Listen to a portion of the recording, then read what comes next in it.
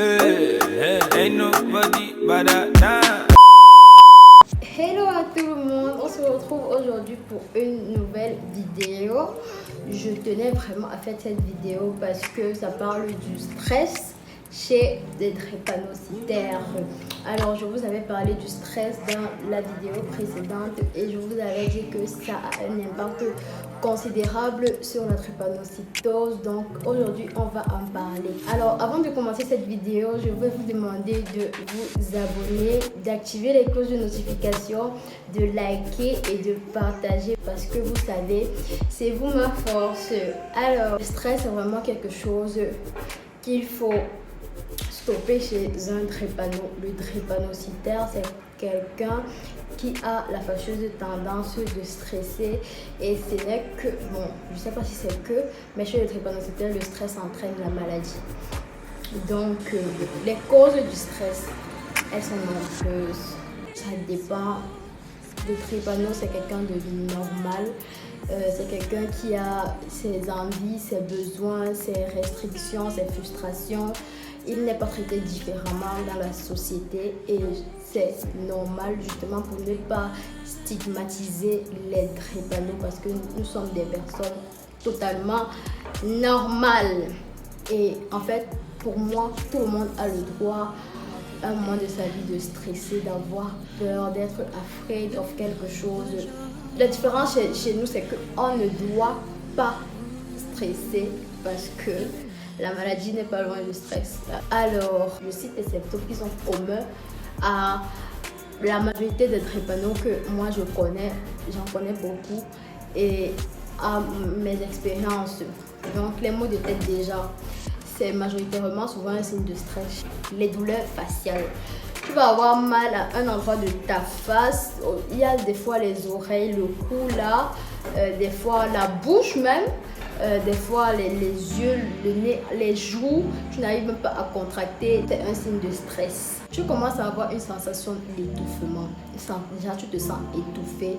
Genre, comme si tu manquais d'oxygène, même si on te met au milieu du pays tout entier, tu vas manquer d'oxygène parce que justement, tu stresses. Donc, tu commences à manquer d'oxygène, à être essoufflé. Voilà. Tes voies respiratoires commencent à se compresser. Justement parce que ça manque d'oxygène. Donc ça pompe et ça pompe à une vitesse. Ça se compresse. C'est comme ça que commence la crise à cause du stress. Après, tu commences à ressentir. En fait, il fait très chaud dans ta pièce. Genre, tu n'avais pas chaud quand j'étais là. Mais à partir du moment où tu as commencé à stresser, ton corps, quand tu te touches, c'est comme si tu chauffais à 40 degrés. Comme si tu chauffais, mais alors que non, tu ne chauffes pas.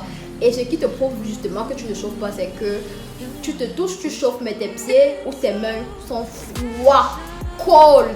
Tes pieds ou tes mains sont froids, c'est-à-dire que c'est glacé. Pourquoi? C'est un signe de stress. C'est un signe de stress. C'est aussi souvent un signe du réchauffement du corps. Refroidissement ou réchauffement.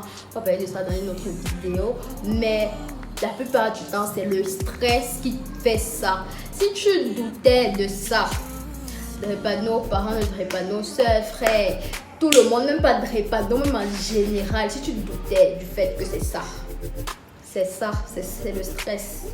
Ton rythme cardiaque commence à s'accélérer. Ça veut dire que, comme on a dit, tu respires plus, tu t'essouffles plus, tes voies respiratoires se compressent plus. Parce que justement, tu respires rapidement. Voilà, tu transpires abondamment. Ça veut dire que même dans une pièce où il fait chaud, toi, la personne qui est en stress, parce que j'ai pas envie de dire drépano, c'est tout le monde. Toi, la personne qui est en stress et le drépano, tu commences à transpirer. Tu transpires. C'est pas genre trop de transpiration, mais tu transpires. Et nous savons tous que transpirer, c'est évacuer l'eau de l'organisme. C'est ton eau qui est en train de... Tu évacues l'eau. Et ça rime avec quoi? Manque d'eau dans le corps. Ça veut dire que ton eau est en train de partir. Et il faut reboire, il faut boire. Sinon, Il y a le battement des tempes aussi, ça commence même souvent à battre aussi, ça bat. Bref, c'est un peu de ça. Et genre, vous voyez, quand toutes les manifestations que je vous ai citées, chez quelqu'un qui n'est pas malade, ça peut aller, mais chez un drépano, c'est directement la crise. Vous-même, vous allez très vite comprendre que tout ce que j'ai dit rime avec crise. Genre, le manque d'eau, manque d'oxygène, on en a parlé dans la vidéo précédente. Tout ça sont des causes de crise et vous allez vous rendre compte que tout ça, ce sont des manifestations du stress.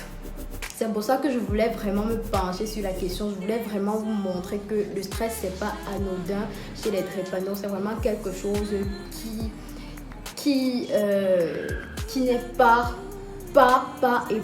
du tout à négliger. Alors, le conseil que je vais donner déjà aux parents des petits enfants drépanocytaires, c'est rassurez-vous que ils soient dans un bon état d'esprit. Rassurez-vous qu'il n'est pas... Bon, c'est vrai, il ne faut pas que ça rime avec gâter ou chouchouter extrêmement. Non, un drépano, c'est un enfant normal, il a le droit d'être puni, il a le droit d'être puni quand il fait des gaffes. Il a le droit. Mais rassurez-vous, la manière dont vous punissez un enfant normal ne doit pas être la même manière que vous punissez un drépanocytaire, parce que vous devez parler avec vos enfants, converser avec eux, demander-leur qu'est-ce qui ne va pas. Mettez dans votre famille, avec vos enfants, une atmosphère de discussion pour tout le temps. Faire en sorte que même s'il stresse, il sait que il y a maman, il y a tata, il y a ma soeur, mon frère, mon cousin, peu importe la personne, qu'il sache qu'il peut déstresser quelque part et pas juste ça. Donc c'est ça que je peux vraiment conseiller à des parents de petits drépanos. Concernant les jeunes adultes, les adolescents, je vous prie, parce que là, nous sommes déjà grands, ça veut dire que nous devons déjà prendre soin de nous. Je vais vous prier de vraiment éviter le stress. Moi, pour le stress, qu'est-ce que je fais pour m'aider à déstresser? Il y a ça, je ne sais même pas comment on appelle ça, mais c'est le jeu-ci là. Ouais, genre quand je suis vraiment dans une situation qui me dépasse, je vous conseille un moyen sur le coup d'évacuer le stress. Il y a plusieurs autres, il y a des jeux là pour stress. Sur YouTube, sur Google, il y en a. Commandez, prenez et commencez à faire, ça marche. Ça c'est dans un premier temps. Maintenant, dans un second temps, essayez de parler à la personne la plus proche pour vous. Essayez de vous confier à votre Dieu, parce que c'est Dieu qui donne, c'est Dieu qui aide, c'est Dieu vraiment qui est toujours là, prompt à t'écouter. Et quand tu vas parler avec ton Dieu, ça va passer. Il y a d'autres trucs.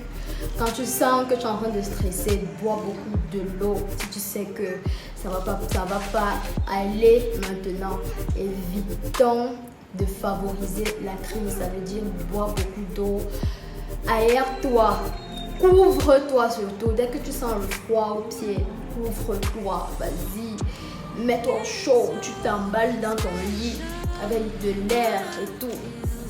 Je t'assure que ça va aller. Alors, j'ai fini de vous expliquer un peu concernant le stress. J'espère que ça vous aura plu, que ça va aider beaucoup d'entre vous et d'entre nous à mieux faire les choses. Alors, on est à la fin de ma vidéo. J'espère que cette vidéo vous aura plu, que vous avez pu tirer du bon de cette vidéo.